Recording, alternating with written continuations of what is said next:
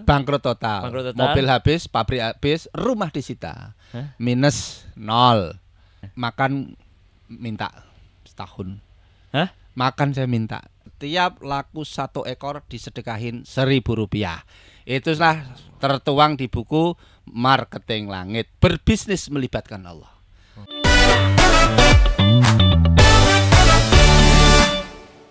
Bismillahirrahmanirrahim. Assalamualaikum warahmatullahi wabarakatuh. Waalaikumsalam warahmatullahi wabarakatuh. Alhamdulillah bertemu lagi di dalam podcast Masjid Raya Al-Falah. Mantap. Dan masih bersama ya Pak Kiai kita bersama. Ki, bukan Kiai, bukan Ustadz. Oh gitu. Iya. Ki Kusnadi. Masya Allah. Padahal lebih enak tuh dipanggil Kak loh, Pak. Oh, Enggak loh. yang muda-muda aja yang Kak. Iya. Nah terus kita ini pengen lanjutin yang kemarin Pak Gus. Siap. Karena kemarin nanggung, banyak Iya. yang komen, wah mas, iki nggak rapi tenan iki. Iki rong rampung nanggung loh ini, kita minta part 2-nya katanya gitu. Pembahasannya soalnya seru, soalan problematika kita saat ini Ya. antara bisnis dan kemudian keuangan. Bisnis selalu berkesinambungan dengan pendapatan, benar ya Pak Kus ya? Betul. Ya toh? Ya. Bisnisnya lancar, insya Allah juga pendapatannya banyak. Insya Allah. Itu kan kalau kata-kata orang-orang orientalis ya kan. Nah coba nanti kita bahasakan dan bagaimana perjalanan bisnis yang kemudian dilakukan Pak Gus. Ya. Karena kemarin itu kita sampai di pembahasan Kusnandi Ikhwani meninggalkan bisnis untuk totalitas ngurus masjid. Wah, fenomenal nih. Bahkan banyak profesor yang nggak kepercaya itu. Banyak profesor yang kok berani Pak Gus. Gimana Pak jawabannya Pak? Ya. Saya sejak awal memang punya keyakinan bahwa saya tuh pengen menjadi seorang pedagang, entrepreneur atau pengusaha. Gitu. Oke. Itu cita-cita yang ada di saya. Hmm. Maka apapun rintangan, hambatan, ya saya tempuh, saya bayar dengan niat, tekad dan sungguh-sungguh. Berarti Pak Kus ini lahir bukan dari orang yang mampu. Biasa ya. Biasa. Bapak guru agama, Oke. tapi banyak bertaninya. Oh. Ibu rumah tangga. Kan kami mikirnya udah kaya dari lahir. Wah, ya disyukurilah nikmatnya Masya ya. Allah. Kalau Balungan Gajah enggak ya, dari desa lah ya. Rumahnya belum ada listrik, pinggir sungai, Girli, pinggir kali. Iya, girly. Ada girtan juga. Pinggiratan. Oke. Terus awal mulanya gimana Pak? Jenengan Pak? Awal mula saya ya sering mendengar dan baca ya kajian gitu bahwa Rasulullah itu pedagang. Oke. Sahabat Rasulullah juga pedagang. Itu mindset sejak muda ya? Itu saya temukan ketika saya kuliah. Oke. Nah, Transferensi berdagang dari Rasulullah. Mantap, Rasulullah ya. itu pedagang, sahabat pedagang, dan kalau pengen pintu rezeki ada 10, 9 pintu itu dari berdagang. Tapi Oh iya? banyakkan orang itu berdesakan di satu pintu. Apa? Ya jadi pegawai. Ya, kita nggak salahkan, tapi saya mencoba untuk menembus 9 pintu. 9 pintu terbuka lebar. Dan gitu Indonesia di Indonesia kan sangat sedikit ya, persentasenya mungkin hanya 2% orang pengen jadi pengusaha. Kalau Iya di sih. negara maju rata-rata di atas 6-7%. Nah, dari situlah saya bertekad untuk pengen menjadi seorang pengusaha. Oke. Walaupun jalan itu nggak mudah. Bisnis pertama apa Pak? Bisnis pertama saya dulu jualan es rumput laut Hah? di Gajah Mada, di UGM. Es rumput laut dorong. Yang pakai gerobak itu Iya, loh, pakai warnanya gerobak. pink tuh. Oh iya. Pertama kali itu saya bawa ke Jogja, belajar dari Malang. Saya kurang lebih nggak nyampe setahun tutup. Kenapa? Ya, saya belum fokus. Oh, Saya masih gitu. ada kerjaan di konsultan waktu itu. Jualan es rumput laut. Ya. Cabangnya konsultan. Ini pekerjaan utama kebalik nih kayaknya. Kerjaan utama es rumput laut. Konsultan kalau pas longgar aja. Kok bisa ya? Konsultan apa Pak? Dulu di Transmigrasi pernah, di Bappenas pernah. iya. Terakhir saya di Freeport di Irian Jaya, di Timika. Orang tuh biasanya pekerjaan utama tuh pegawai. Kedua tuh bisnis. Pekerjaan utama bisnis, sampingannya pegawai. Sangat. Ya, gitu. Terus habis rumput laut? Habis itu saya hijrah ke Jakarta, terakhir pulang dari Irian Jaya di Freeport, saya berhenti dan jualan roti. Oh iya. Namanya Omega Bakery di Taman Kenari Blok A5 nomor 25, rumah saya. Nanti ditunjukkan old masa oldnya ya. Omega Bakery. Iya, itu Apa tahun itu, Pak? Ya itu jualan Roti roti, gitu. punya pabriknya, saya jualan keliling Masalah, ya? dari door to door pakai mobil dan pakai motor. Oh, alah. Karyawan dari 7 jadi sekitar 40-50. Wih, banyak ya. Dan hanya bertahan alhamdulillah 4 tahun. Jadi 2002 buka, 2006 tutup dengan sukses. Tutup dengan sukses. Iya. Masya Allah. Banyak kan orang tutup kan nyesal. Ini adalah menuju keberhasilan berikutnya perlu kegagalan. Aku masih menelaah maksudnya. Tutup Jadi dengan untuk sukses. menuju kesuksesan itu ya pasti melewati kegagalan, rintangan, hambatan. Itu hal yang biasa. Berarti dalam tanda kutip toko rotinya tadi bangkrut. Bangkrut. Pak Kus memaknai sebagai kegagalan penutupan yang sukses. Saat ini begitu, waktu itu belum. Oh. Kan butuh perenungan, pemikiran dan hikmah. Jadi semua kejadian itu pasti ada hikmahnya. Setiap kejadian pasti ada hikmahnya. Maka Iya, quote iya. saya, tidak ada kata gagal. Yang ada adalah sukses dan belajar. Jadi kata gagal tidak ada bagi orang yang pengen berhasil. Tapi kegagalan adalah proses menuju untuk kesuksesan, keberhasilan. Berarti Gagal itu adalah pembelajaran, pendidikan. Berarti kalau hari ini kita masih gagal, kita berarti masih Pembelajaran. Masih belajar. Iya, proses untuk menuju sukses. Tuh, guys, mantep tuh. Itu nanti di capture 1 menit jadi jedak-jeduk ding ding ding ya gitu itu. Biasanya gitu, Pak. Biasanya gitu. Apik lo itu. Apik. Nanti sama Mas Azam yang edit Terus nanti. akhirnya ya berarti kegagalan, rintangan, kejatuhan adalah proses kristalisasi untuk menuju keberhasilan. Proses kristalisasi gitu. Bagus. Mindsetnya keren sih. Jadi supaya kita tetap optimis, tetap semangat dalam menghadapi permasalahan Ya, hidup masih ini. punya harapan untuk terus Betul. berkembang ya, Pak Kus. Iya. Tadi habis rumput laut, toko roti. Ya. Habis toko roti, Habis toko roti saya jualan mie ayam. Mie Si- ayam dorong. kan punya pabrik tadi. Ya, mobilnya 11. Mobilnya 11. Karyawan hampir 50. Kan dari toko roti kan. Ah. Terus habis itu Bangkrut total. Bangkrut total. Mobil habis, pabrik habis, rumah disita. Hah? Minus 0. Saya di Bogor. Akhirnya jadi muadzin Masjid Al Hikmah Taman Kenari. Wah. Setahun ya, karena menderita, nggak punya apa-apa, mendekat diri pada Allah. Itu kayak template-nya banyak orang ya. Pak Kus adalah kita semua, teman-teman. Setelah gagal, terpuruk, mendekat kepada Allah. Berarti lumrah ya, Pak ya. Biasa. Biasa. Habis jualan es rombo mie ayam gagal, tutup juga hanya setahun. Oh iya. Sekitar 5 atau 4 cabang ya. Mie ayam itu maksudnya buka toko banyak gitu atau? Mie ayam dorong. Serius, Pak? Serius? Yang warna biru itu? Iya, dorong di depan Taman Kenari, di depan SD Ciluwer, terusan di depan kampus Pakuan, terus ada di salah satunya di atasnya perumahan Taman Kenari. 4 titik. Loh, berarti gerobaknya banyak ya? Ya 4. Lumayan ya. Iya, Gerobak, lumayan. franchise gerobak. Apik. Buka hanya sekedar bertahan 1 tahun. Bertahan 1 tahun, tutup. Waktu itu ada tsunami di Aceh itu, saya diminta sama Bappenas untuk menjadi trainer motivasi, memberikan semangat di Aceh yang kena tsunami. Masya Allah ya. Saya dikirim di Aceh. Masya Allah ya. Ketika saya fokus di sana, akhirnya bisnis nggak keurus lagi, akhirnya tutup lagi. Gara-gara Bappenas berarti. Tutup lagi, akhirnya saya pengen menjadi motivator, trainer, hanya setahun, ternyata nggak punya pekerjaan apa-apa, nggak jelas, ya sudah, makan aja pinjem saya. Itulah kondisi mungkin perjalanan hidup yang nggak jelas arahnya, masa depan saya seperti apa, rumah tangga saya seperti apa ke depan. Saya itu dalam kondisi gelap waktu itu. Seterpuruk apa, Pak? Paling titik rendahnya sampai gimana? Makan minta setahun. Hah? Makan saya minta. Selama setahun? Iya. Minta ke kakak saya Palembang, Pak Supri, Mas Supri, kakak saya Mbak Ismartini, dan saya pulang ke Sragen minta beras ke orang tua. Allah. Untuk bertahan hidup setahun. Allah. Setahun ya? Ya. Lumayan ya. Dan kondisi itu masih punya kartu kredit dikejar-kejar. Maka istri saya drop luar biasa, kena vertigo karena menghadapi tekanan dari setiap pagi, ya mungkin sering lah orang minta nagih hutang itu. Setahun.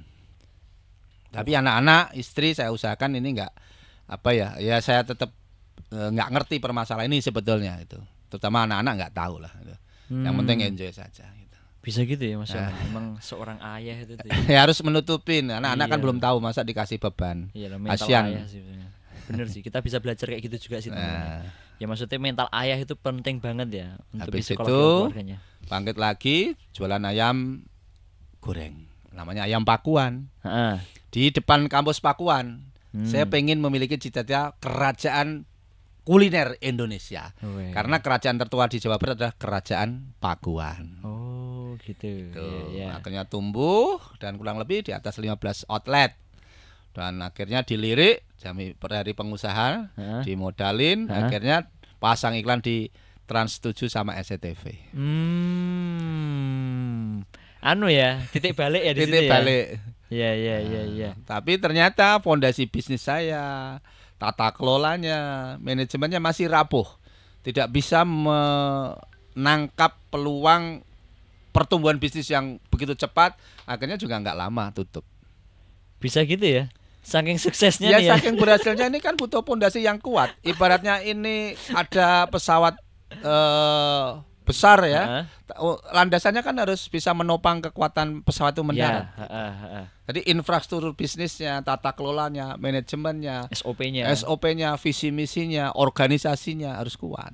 Ternyata rapuh organisasinya, sehingga bisnisnya roboh juga. Roboh lagi ya.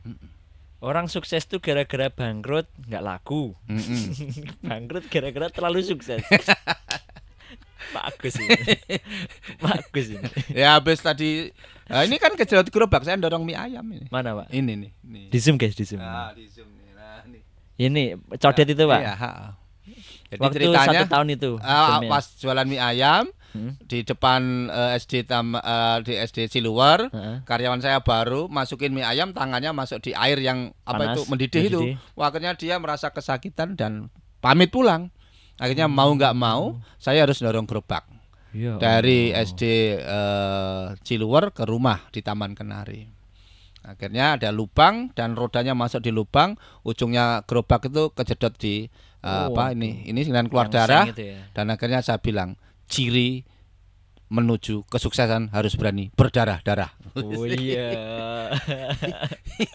Oke gitu. Jadi nanti Walaupun- kalau belum berdarah-darah sobek-sobek nanti. Iya. Aku keinget katanya Ustadz Budi Azhari. Aha. Keberhasilan itu, kesabaran itu tuh berbanding lurus dengan rasa sakit. Dan rasa sakit itu tuh berbanding lurus dengan kesuksesan. Jadi semakin sakit yang kamu derita itu insya Allah semakin mendekat kamu kepada Iya. kesuksesan. Betul gitu ya? Betul. Masya Allah. Kalau saya tidak ada rasa sakit yang mematikan, tapi rasa sakit itu menguatkan. Wih, betul. Ini kan sakit, tapi kan nggak mematikan kan, tapi justru menguatkan. Iya. Mental kita, pikiran kita, sikap mental kita akan semakin kuat. Dengan dibentur-benturkan keadaan itu, kita akan siap menjadi orang yang terbentuk. Maka kalau kita menjadi orang yang terbentuk, karakternya terbentur. Masya Allah. Kayak pedang itu Pak ya. Iya. Semakin ditempa semakin semakin ini ya. dipanasin, Ditempa. dipukul-pukul lagi, panasin lagi, akan menjadi pedang yang tajam. Masya Allah. Ya keren. Nah terus habis dari ayam tadi, Dari ayam kolaps, Kolaps. akhirnya nggak punya pekerjaan lagi, ya down lagi. Akhirnya 1 tahun juga waktu itu memang udah kondisi nggak ada kegiatan. Ditelepon sama sahabat saya namanya Ustadz Dodok Sartono. oke. Ditanya setahunnya Ustadz Dodok, sahabat saya, adik kelas saya di Sragen, Kus gimana kabarnya Mas Kus? Alhamdulillah luar biasa gitu. Saya berusaha untuk berpikir positif dalam keadaan menderita, makan susah tapi tetap berbicara Alhamdulillah luar biasa. Masya Allah ini. Jadi Izin kesedihan ketawa. itu ditutupi saja biar orang lain tidak merasakan kesedihan kita. Ini kesedihan dijadikan status Oh, WA. nggak akan menyelesaikan masalah. Cuak. Jadi kesedihan diumbar di sosial media, diceritakan kemana-mana, justru akan menambah masalah. Jadi kesedihan cukup disimpan saja, curhatkan pada Allah Subhanahu Wa Taala, biar Allah yang menyelesaikan permasalahannya. Catat guys, catat. Nah, habis ditelepon tadi gimana Pak Gus? Habis telepon, gimana kabarnya? Alhamdulillah luar biasa. Telepon Pak Gus, Mas, ini saya ada lokasi di Sragen di Utara Poltas. Saya sudah punya bayangan loh, saya orang Sragen. Ini gimana kalau untuk jualan ayam goreng? Siap gitu. oke, nggak punya pekerjaan, ya oke siap. Terus gimana? Ya kalau saya harus riset lokasi, ya harus ditransfer duit, karena nggak punya duit untuk naik bis. Coba bayangin betapa nggak punyanya duit naik bis dari Bogor menuju Sragen, mungkin kurang lebih waktu itu mungkin paling 200-an ribu udah kelas eksekutif, nggak punya duit ya. Emang boleh seterus terang itu ya. Nah mau gimana lagi ya, untuk menutupin kesedihan ya harus riset, harus ada duit lah. Iya. Kelihatan lebih keren. Iya, Riset. Iya. Padahal ya wis ngerti mangone ya. Mandak riset barangnya lho mingkur ben oleh 200.000 lah asem tenan. Saya ditransfer 1 juta. Ingat betul, 1 juta saya lihat. Akhirnya di situ saya analisa, oh, cocok ini gitu. Mas Dodok Sartono bilang, coba kamu buka di sini. Seakan-akan saya masih bisnisnya besar, seakan-akan. Okay. Tahunya kan di web, di media kan begitu waktu itu ya. Nah akhirnya alhamdulillah terusan. Akhirnya saya terus terang kalau saya itu dalam kondisi collab nggak punya duit. Mungkin kasihan, terus saya ngisi motivasi, ada yang ngasih uang saku juga waktu 500.000 tambah. Terusan pulangnya kasih tambah 1 juta. Karena tahu kere maka perlu suntikan dana. Untung jenengan tuh nggak bisikin ke Pak Dodok itu. Pinjam dulu 100. Oh, enggak. Aku terus cerita apa adanya. Iya, malah dapat 1 juta tadi ya. Nah pulang akhirnya ngomong ke istri, bilang, "Ma, ini dalam kondisi mudah-mudahan saya diajak kerja sama Mas Dodok Sartono di Sragen merancang bisnis." Ya sudah nggak apa-apa. Saya nggak usah pulang ke Sragen dulu. Kalau memang sekiranya nanti di Sragen, saya akan menyusul balik ke Sragen. Jadi istri masih di Bogor, anak-anak masih di Bogor. Saya sudah di Sragen. Disitulah saya tidur di restoran beralaskan kardus minyak goreng. Segitunya ya.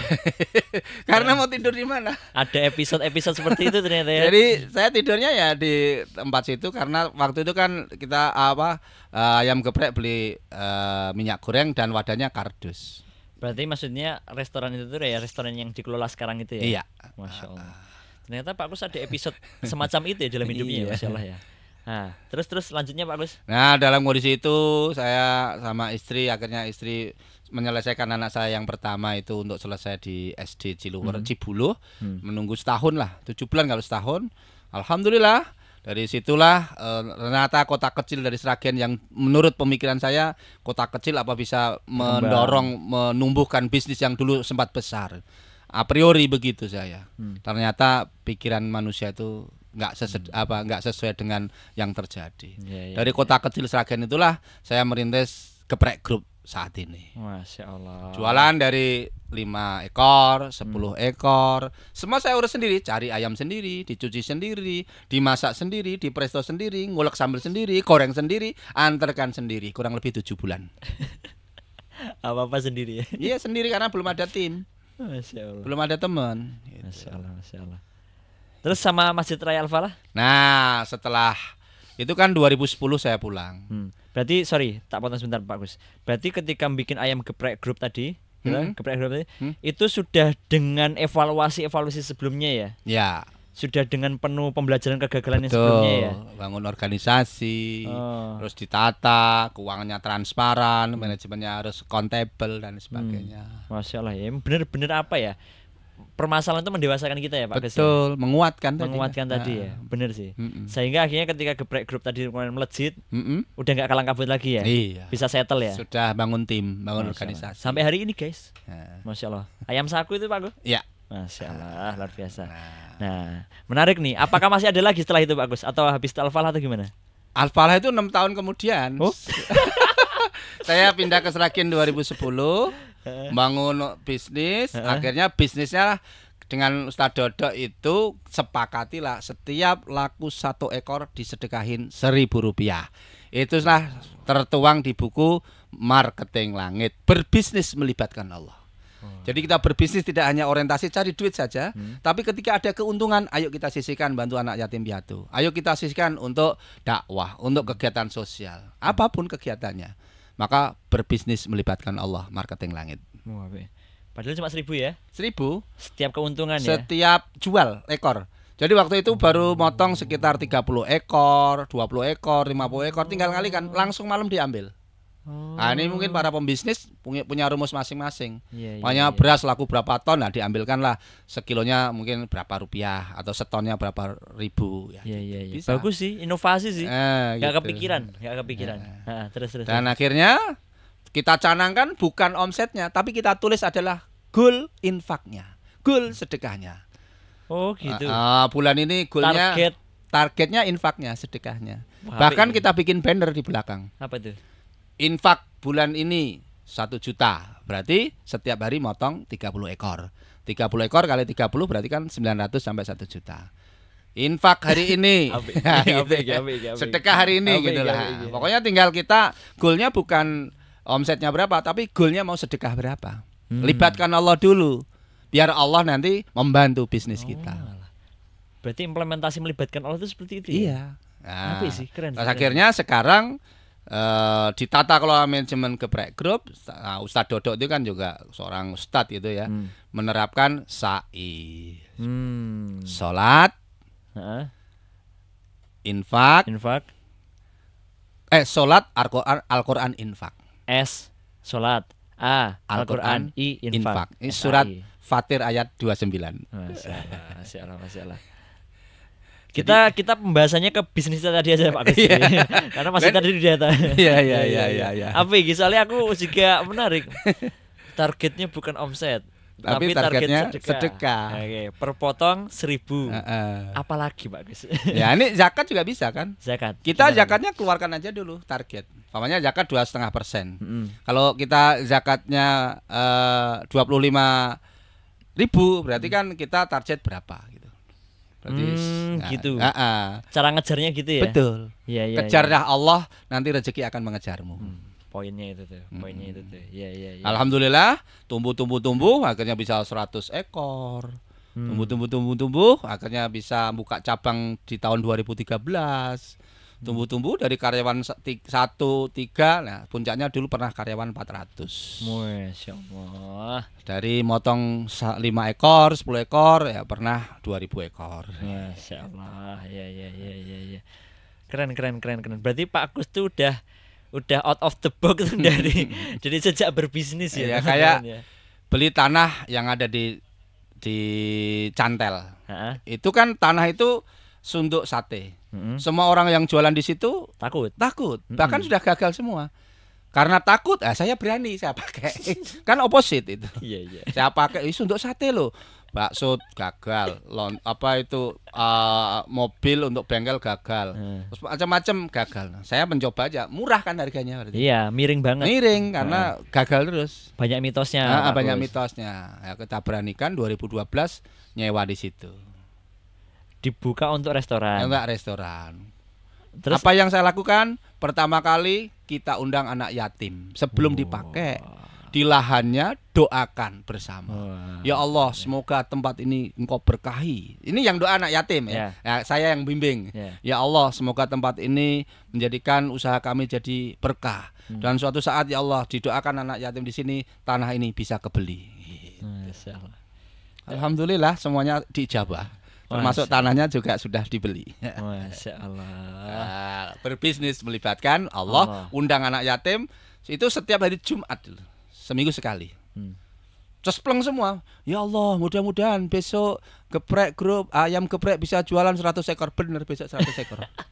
Nyata. Gitu. Makanya bantu yang di bumi, insya Allah yang di langit akan menolongmu.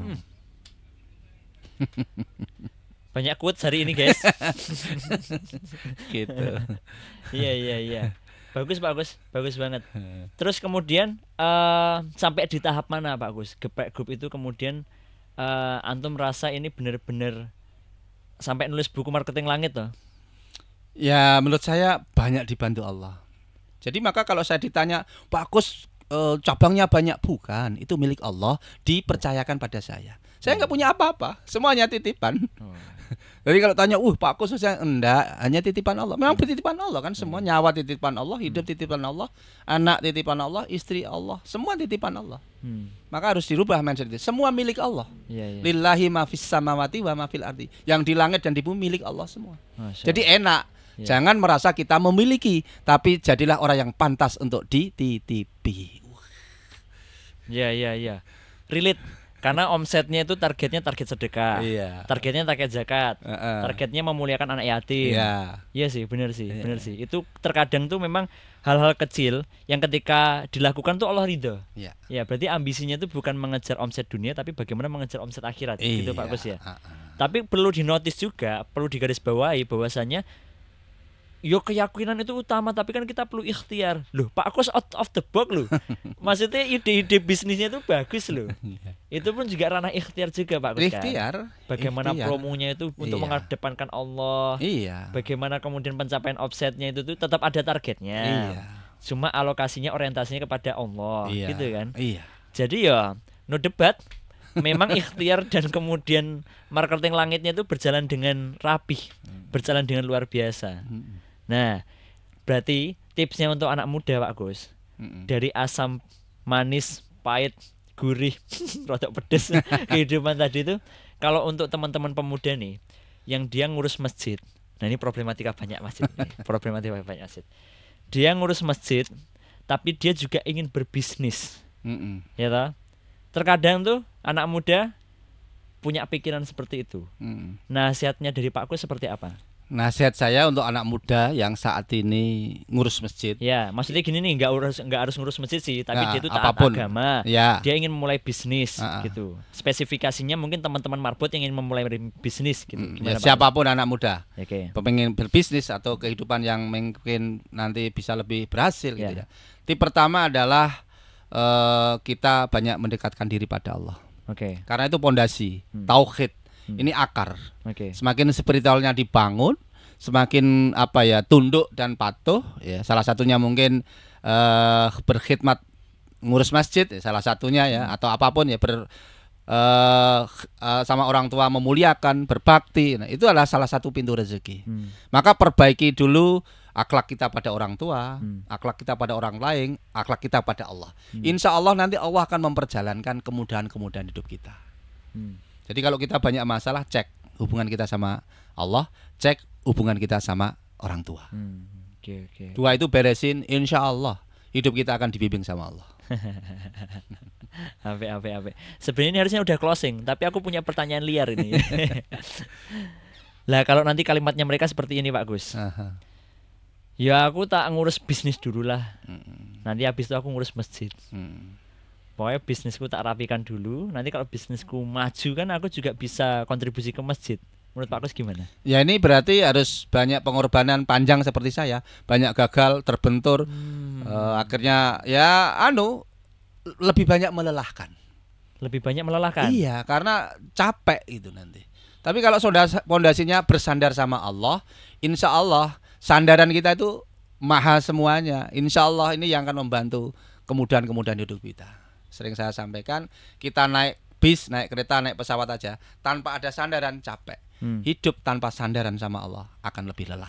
Bersandar aja capek ya di bis itu ya. Di bis itu capek. Apalagi nggak punya sandaran. Nggak punya sandaran Allah. Tapi ini bukan soal bis ya. Sandaran kehidupan, sandaran spiritual. Berarti artinya, kalaupun kemudian antum melepaskan masjid untuk mengelola bisnis, ya bisa sukses. Tapi melelahkan. Ya, makanya bisa. Tepatnya adalah banyak mendekatkan diri pada Allah. Insya Allah hidup ini akan dimudahkan sama berarti Allah. Ngurus masjid first ya. Ngurus masjid itu utama ya. Ya.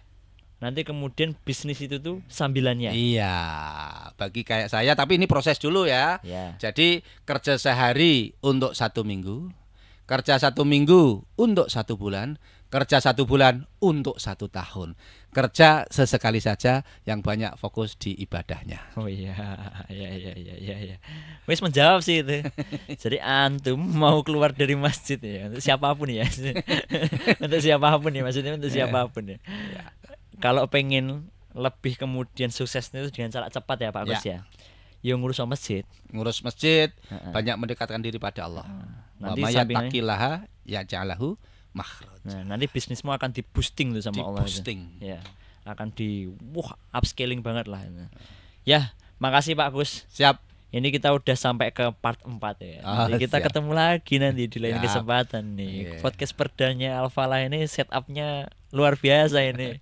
Polanya pola baru ini Masya Allah ini. Semoga bisa jadi inovasi. Amin. Bisa menjadi referensi untuk banyak masjid. Amin. Karena real masjid aja belum bikin podcast loh ini. Itu udah kalah duluan loh sama Al-Falah loh, Masya Allah loh ini. Memang kita terus jadi pionir guys. Bener, harus jadi pionir kata Pak Agus ya. Betul gitu Pak Agus ya? Betul. Nah, apa Pak Agus? Untuk statement kedua nih, closing statement kedua. Keutamaan menjadi seorang inovator, menjadi provokator atau pionir itu apa? Ya kita harus yang pertama. Sehingga yang lain itu follower. Untuk jadi yang pertama harus berani yang terdepan. Jadi belajarlah seperti gerbong kereta api. Lokomotif itu yang terdepan. Apapun yang ada di depannya, rintangan apapun, tabrak saja. Untuk mencapai tujuan. Nah, dan ketika lokomotif itu bergerak, ya semuanya akan ngikutin. Nah, filosofinya keren nih, filosofi lokomotifnya. Dan Al-Falah itu adalah lokomotif. Yeah. Lokomotif perubahan kemasjidan. Masya Allah, tepuk tangan, keren. Terima kasih banyak teman-teman sekalian. Masih akan banyak sekali pemateri-pemateri hebat yang nanti akan ngobrol di sini. Ya, memakai headset yang sama ya, headset Kiai loh ini nanti dipakai loh, Masya Allah loh. Jadi tetap pantengin dan jangan lupa Pak Gus, like, komen, subscribe. Nah, mendukung dakwah kemasjidan di Indonesia. Mantap. Masya Allah. Jazakumullah khairan Pak Gus. Terima kasih banyak nasihatnya untuk para anak muda. Terima kasih banyak. Sampai jumpa di episode selanjutnya. Bila taufiq wal hidayah. Wassalamualaikum warahmatullahi wabarakatuh. Waalaikumsalam. Alhamdulillah.